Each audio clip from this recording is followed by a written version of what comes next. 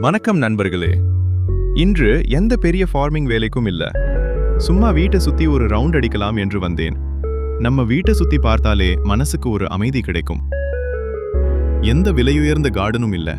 ஆனா இயற்கையா வளர்ந்திருக்கும் இந்த அழகே தனி.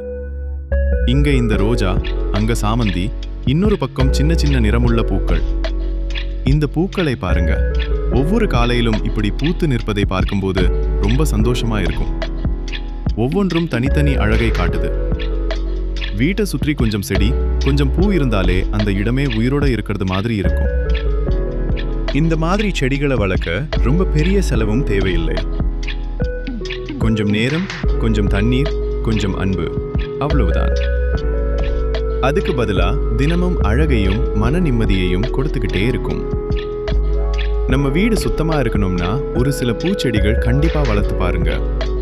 வீட்டுக்கு வரும் பட்டாம்பூச்சி, தேனீ எல்லாமே இயற்கையின் அழகை இன்னும் அதிகப்படுத்தும். சரி நண்பர்களே, இன்று சும்மா வீட்டை சுத்தி பார்த்த ஒரு சின்ன வீடியோ. இங்க பாருங்க நண்பர்களே, இந்த வெள்ளை ரோஜா செடி நல்லா வளர்ந்துட்டே இருக்கு. நிறைய புதிய கிளைகளும் வந்திருக்கு. இன்னும் கொஞ்ச நாள்ல மொட்டுக்கள் இன்னும் அதிகமா வரும் போல இருக்கு.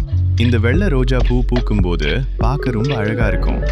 தினமும் காலையில ஒரு ரவுண்டு வந்து இதை பார்க்கறதே ஒரு தனி சந்தோஷம். இப்படி நம்ம வீட்டிலேயே ஒரு சின்ன பூச்செடி வளர்த்தாலே மனசுக்கு ஒரு அமைதியும் வீட்டுக்கும் ஒரு அழகும் கிடைக்கும்.